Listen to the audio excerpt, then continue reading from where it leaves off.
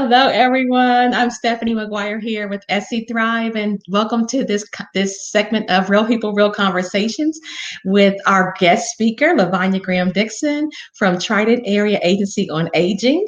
And we're excited to talk to her today. So, Lavanya, would you please just introduce yourself? Hello, everyone. I am Lavonia Graham-Dixon with the Trident Area Agency on Aging. I work as a information referral specialist, and we cover Berkeley, Charleston, and Dorchester, but there's actually an office on aging in every county in every state. So there's someone in my position in the other counties in the other areas of the state. Awesome. And so I'm just going to jump right in and just ask some questions. Seniors are really near and dear to my heart. I have aging parents, and the more time that I spend with them, the more I'm always asking them questions and making sure that they have their healthcare needs met and all that good stuff. So kind of tell us, what are some of the important resources for seniors that they should be aware of? Like, what resources does your agency have? And then what other resources that you've heard of that are great for seniors? Well, that's a difficult question, but I will try to sum it up. Okay. A lot of times we get various calls, which is why I say that could be kind of tricky to answer. But a lot of the resources that are available, sometimes it really depends on what the person is looking for. So whenever I get a call and someone say, hey, I want to know, what I qualify for, or what's out there for me, I have to kind of have a dialogue with them and be able to try to figure out what it is that they're in need of. And from that dialogue, then I'm able to specifically narrow down what it is they're looking for. Oftentimes, seniors are looking for like transportation, anything that really supports them being able to age in place. Those are the kind of resources that we target within our agency. Awesome. And you said a key term, age in place. Yes. So for those who doesn't know what that means, please tell us, what does aging in place mean? So aging in place in a perfect world would be that you would have all of the available resources at a distance where you can grab them. If you need transportation, we're able to get you that resource. If it's food, socialization. So aging in place is we want you to be able to age however you choose to age, whether it be in your home with other siblings, however you choose, that's your choice, and we're here to support that choice with you. That's good. And I love that because you said support your choice. Sometimes I feel some of the conversations that I've had with seniors have been, they feel as though maybe their children or loved ones impose their own. And I'm smiling because I am guilty of that. Are you one of those people? I am. I am.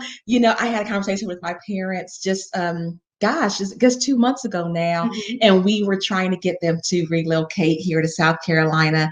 And, we tried everything in the book. We've used grandkids and everything, and it just did not work. They wanted to age in place. They wanted to maintain their independence and just make choices on their own. And we had to lovingly respect that. So you do. It's very hard. I have an aging mom also. And, it's hard because we see it, but they don't always see it. But and it's a struggle because, yes, they want to hold on to that independence, but sometimes they need that little help of getting a resource so that we can back off and let them do what they want to do. So, yes, I feel your struggle. It is very hard, but, it's always good if they can make those decisions. That's the awesome part about the process. If they're still able to be engaged in the process, that makes it a whole lot better. But you're right. It is difficult sometimes when we do have to step in and kind of give orders. Right. Absolutely. In love. It's all in love. In love. Right. Now, you talked a little bit about some of the challenges that seniors have where they need resources like transportation and things like that. What are some struggles that you have seen that seniors or maybe even caregivers face when they're trying to navigate healthcare and resources? Okay, so a lot of the struggles, particularly with caregivers, they don't know the resources. Especially if you're a caregiver from a distance, you may know your resources in your area, but coming to our state, it may be different. And a lot of times the frustration with caregivers is burnout. By the Mm-hmm. time they get to us, they're at the end of their ropes. And Mm-hmm. so just being there to walk them through and let them know that, hey, we have some resources. Here's what we can do, sitting down with them and doing some family caregiver counseling to offer them, the services that are in the area. Mm-hmm. Oftentimes, when you're dealing with seniors, they oftentimes don't want to go through those processes by themselves. Mm-hmm. So Mm-hmm. that's part of, trying to, again, allow them to remain in that state to where they can make those decisions and provide resources. And then you do have those set of clients and seniors that really can't because they don't have anyone. Mm-hmm. So, it's really a mixture of, trying to be there for them, making sure they have a reliable resource, because you want somebody to not have to continue to call, because sometimes by the time they've gotten to me, I'm number 10 on the list. Uh-huh. And Yeah. so Yeah. that's why we have partnered with lots of different organizations, including SC Thrive, to be able to minimize that going to 12 different doors, Mm-hmm. when you can Mm-hmm. just knock at one and get a familiar Absolutely. face and get what you need done. Absolutely. I love that. And so tell us, what resources does your agency provide? So currently right now, as an information referral specialist, my resources, again, are based on what someone's looking for. Okay. So generally what we do now is we have an intake process. So if Mm-hmm. someone calls and they're looking for services, a complete intake is done. That intake then tells us where we need to send that person. Do they need to come to me for SNAP or Medicaid or transportation, utility assistance, rent? Do they need to go over to the assessor coordinator for home delivered meals? Do they need to go over to the insurance counselor for some Medicare counseling? So that's how we have figured out how to be able to capture everyone and get them where they need to go. Again, minimizing that round and around and around and around Mm-hmm. process. Yes, because it can be overwhelming. I Can mean, be very just overwhelming. the entire process of Medicare alone. We're in the open Oh, enrollment yeah. period, and a lot of seniors are making choices right now about their Mhm. healthcare options. And so it's so important that they get their questions answered, especially those who are entering in That's the right. Medicare enrollment Mhm. process where they're aging into Medicare, turning Mhm. 65 for the first time. So please, seniors, get your questions answered. And I'm so glad that you all the councils on aging have We representatives or do. staff members Mhm. on site that can answer their questions, because it can be confusing, but we don't Yes. want you to be overwhelmed. So if you're watching No. caregivers, please Mhm. call the Trident Area Agency on Aging or your local area on aging Right. department, so that you can get those questions answered. You are not alone. No, you So are not alone. I do it to a minimum. It's not my wheelhouse, so I know where I'm okay. supposed to be, Right, and right, and then right. I get them over to the insurance counselor. But you're right, because oftentimes seniors, they make decisions based off of their neighbor, their Their neighbor. church Yep. member, their friend, the TV, the mail, and then all of a sudden, come January, hey, my insulin's not being covered. Mm-hmm, So mm-hmm, with them doing a complete comparison with the insurance counselor, mm-hmm. um, Miss Angela is here. She'd be able to do a comparison ahead of time to let them know, hey, come January, either they're going to cover the insulin or not, or do we need to look at another plan? Mm-hmm. At least providing them the options, that Right. are available. And we are doing that in the midst of COVID. Like Okay. everything else, we've had to kind of tailor things, but she is actively doing those appointments. And I believe she has a few Zooms that she's going to be doing too. Awesome. That's so good. That's Because good. sometimes the caregivers, they're Mm-hmm, younger, mm-hmm. so they Right. can navigate all of this new COVID technology and being able Right. to participate and then take the information back to their mother or father, uncle, aunt, and Mm-hmm. then they can get a better understanding, like you said, where should I go from here? Mm-hmm. Good stuff. And just kind of give a plug for those who may be watching, maybe a caregiver or even a senior yourself, who are in that age range of 65 or older, and maybe you may fall into the category of being a dual eligible. That means you have you're Medicare eligible because you're 65, but you also have Medicaid. If you have both or are eligible for both, there is a program out there for you called Healthy Connections Prime, and it allows you to have better care. There's care coordinators that will serve your healthcare needs. They will customize to make sure that you have the right plan that's in place for you so that you can age properly in place, and a whole host of different benefits, such as, one card, so you don't have to have 4 or 5 different, membership cards or insurance cards. There are zero out-of-pocket costs. There's wonderful one plan, so that you have to worry about having to wonder, which plan do I call? Do I call Medicare for this? Do I call Medicaid for this? There's one plan that's in place for you to help. So there are options out there at seniors, and we want to encourage you to age gracefully. There's help out here. So we're going to keep talking. So you talked about COVID a little bit, Lavanya. How has that affected your agency, and how you deliver services to seniors? Loaded question, huh? Back in the wee days of March, we were all kind of, puddling around, and then everybody was like, this thing is probably going to stick around for a little bit. So we actually, in the earlier days, we transitioned to working from home. We were blessed that we have not had a case within our office. Awesome. Some offices are not that blessed, but we have been blessed to not have a case within our agency. So we eventually transitioned back in about a month ago. And so we're back in-house, but it taught us to be flexible. If you weren't flexible before, I kind of suspect you're flexible now. Right. You had no choice at this point. All those structured people, I'm pretty sure it was a hard time for them. So basically, we all just went to, the technology world. We worked from home. We went through Zooms. I kept in contact with partners via emails, and then eventually Zooms. Everything was transitioned to that. And so since then, we've still, even with us being back in-house, we still are using some of that technology, because I am out of the office 1 day a week. I work from home. So the COVID has really, brought us to a place of unfamiliarness. That's right. Yes. People have been very creative in this time, right? Innovation has really sparked up. Absolutely. Yes. But one thing I can say, it has not stopped me from being able to help the seniors. Good. And that's one of the things that I was worried about, because as you mentioned earlier, they're not tech savvy.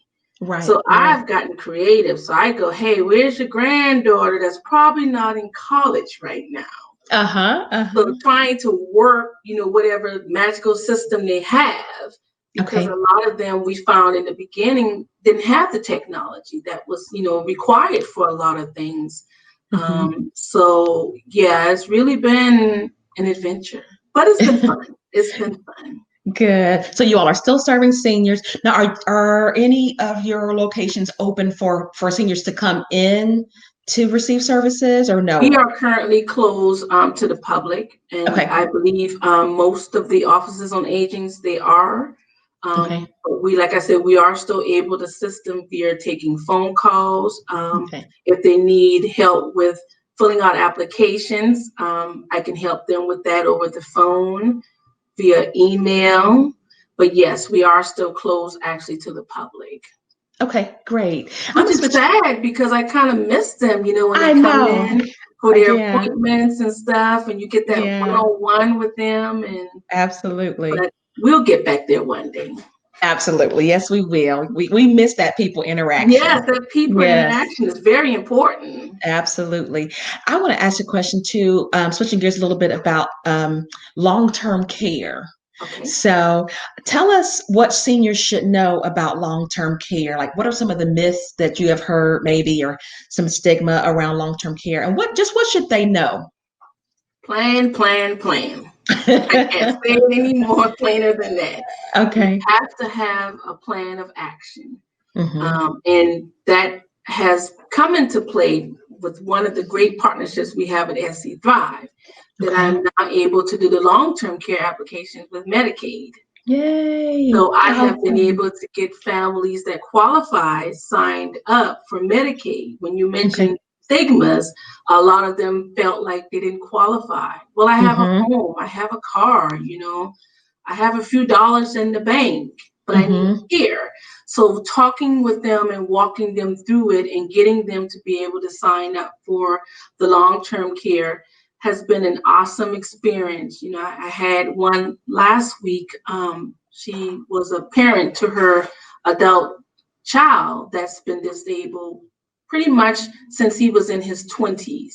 Okay. And she called and she said, I can't do it. I'm in my 80s and I don't know Mm-hmm. what to do.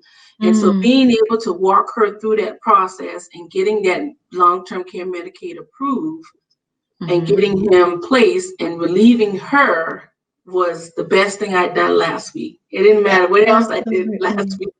Yes. Just being able to hear her call back and say, I got it approved. And I was like, Wow. so That's so yeah, awesome. the best thing Congratulations. is planning. Thank you. And we've actually Mm-hmm. been partnering for this is our second year. Okay.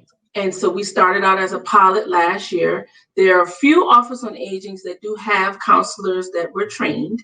So Okay. again, we try to put it, throughout the state. Mm-hmm. But of course, if there's not someone, we can always find you someone to do the application. We're not going to turn Okay. you around. I'm not going to turn you around. I did Awesome. one for Awesome. Orangeburg one day. I'm not going to tell nobody, but I did. He got to me and I was like, well, I'm not busy if you want to do it. So Mhm. the biggest part of it is planning and Okay. making sure.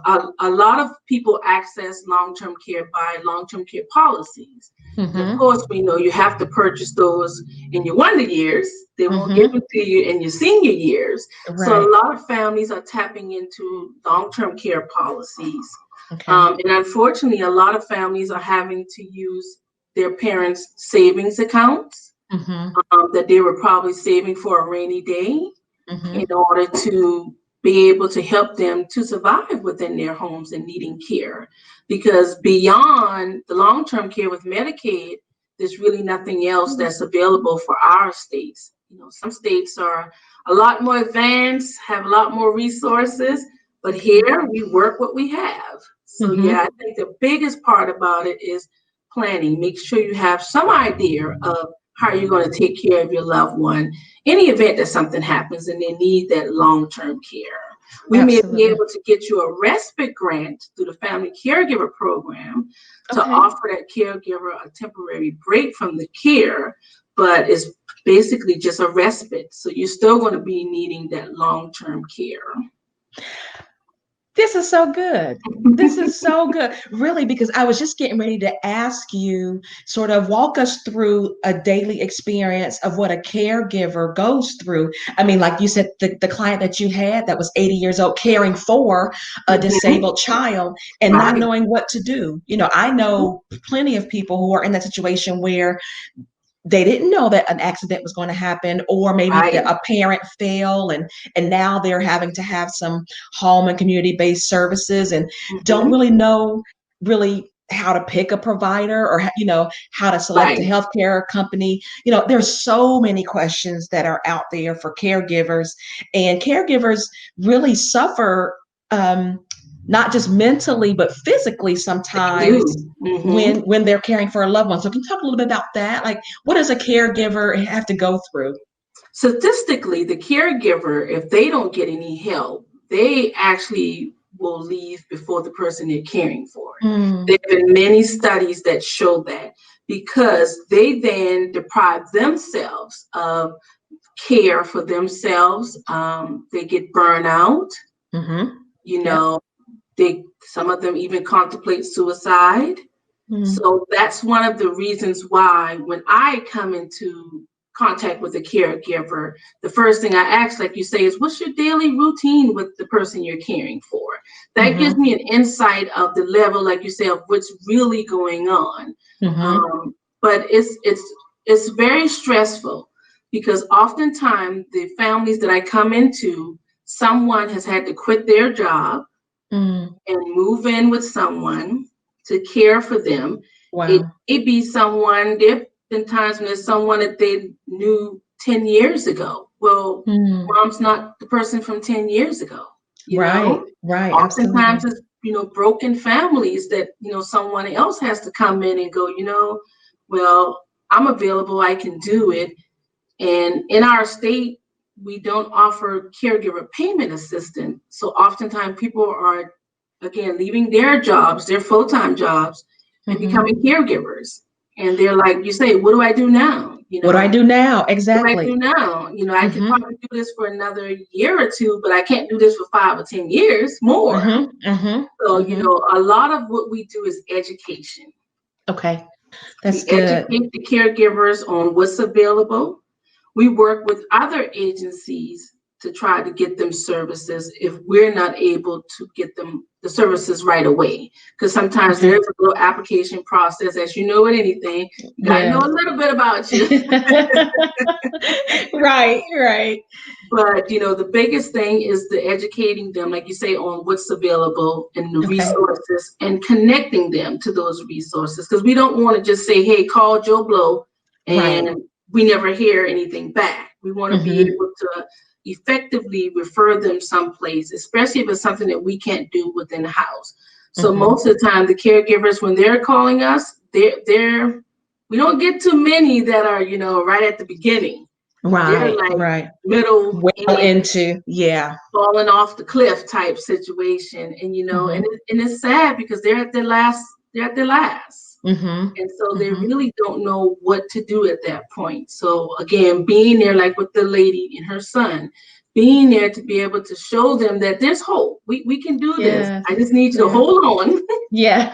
take a breath, Right. and Right. we'll get through it. And so I think the biggest part of that family caregiver program is education.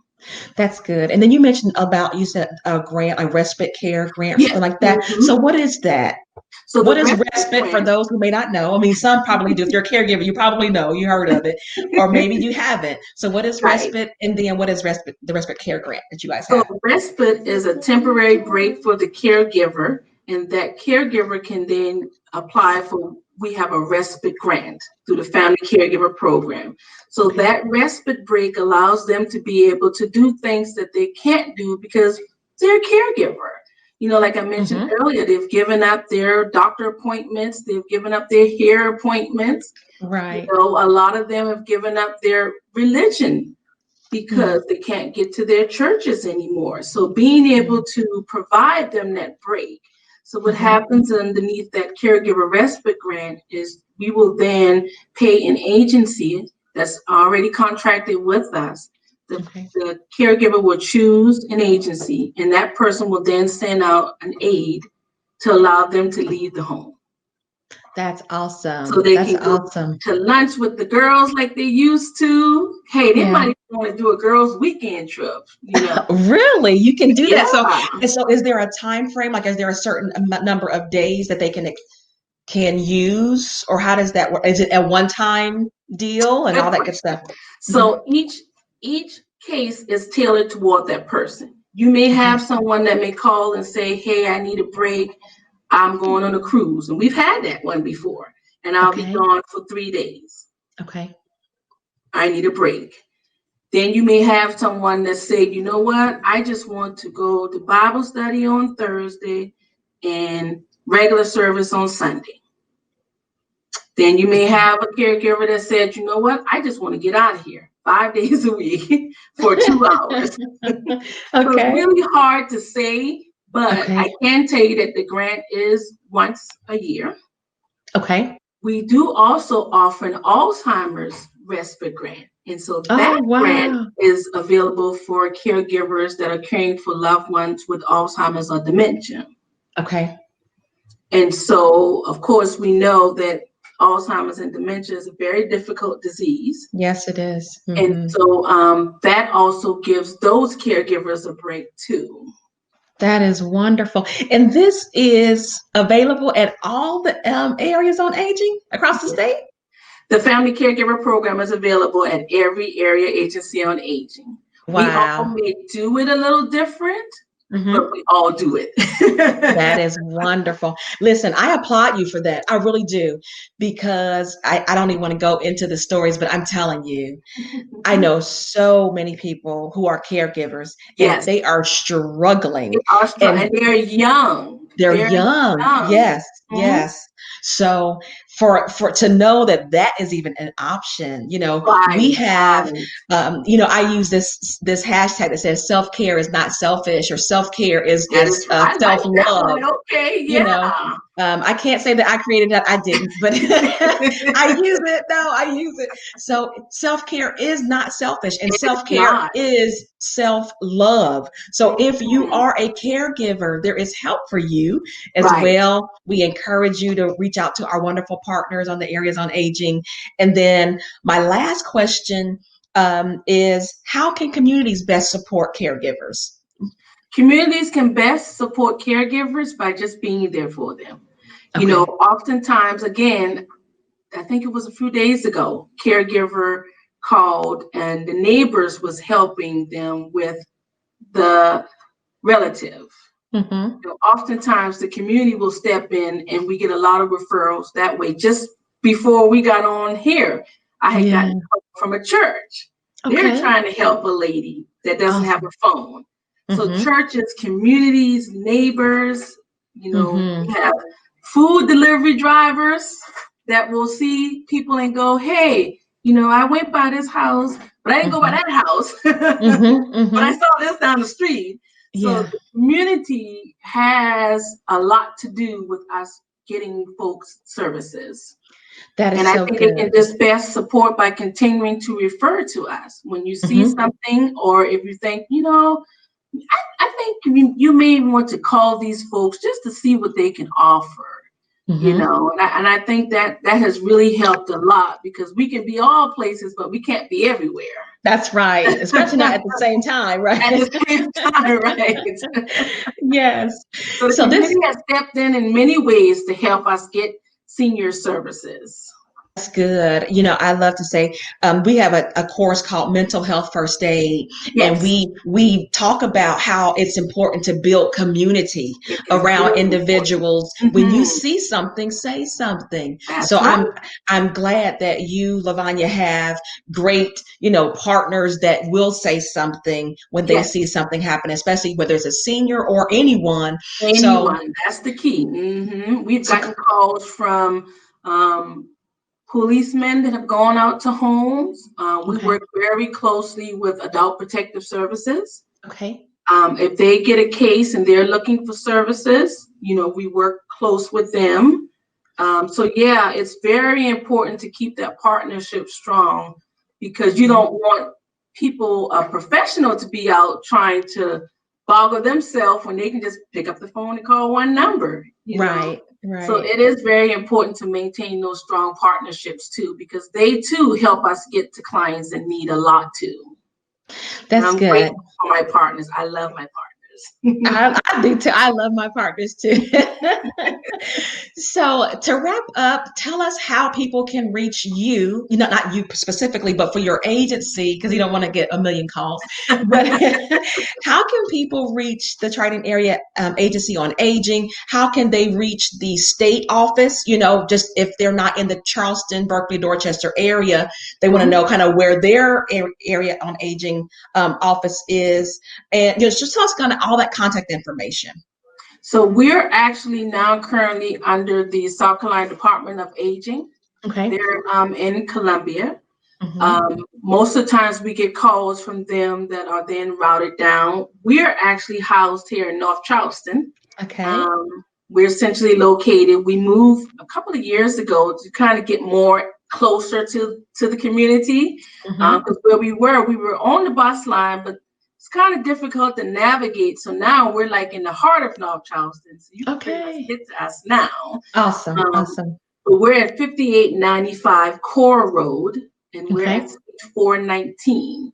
If anybody's looking for services and they want to do an intake or just get information, our main line is 843-554-2275.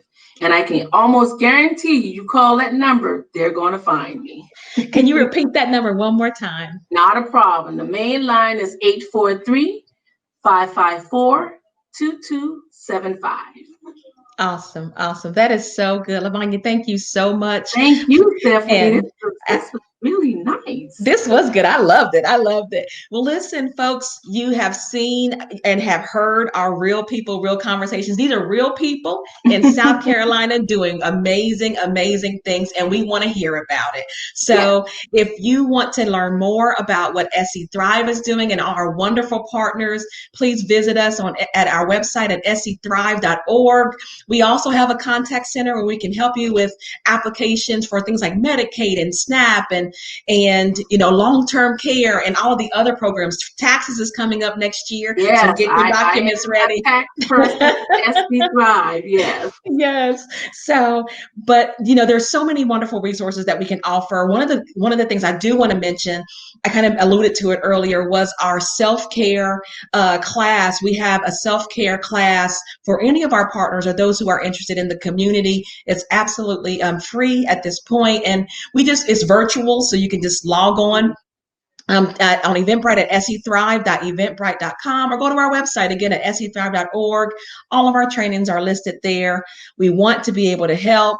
If you're a public responder or public first responder or public safety officer or teacher in this COVID crisis, we have a mental health first aid course that we're offering. Again, caregivers are sometimes first responders as well, or they may be a law enforcement, and there is a lot to deal with.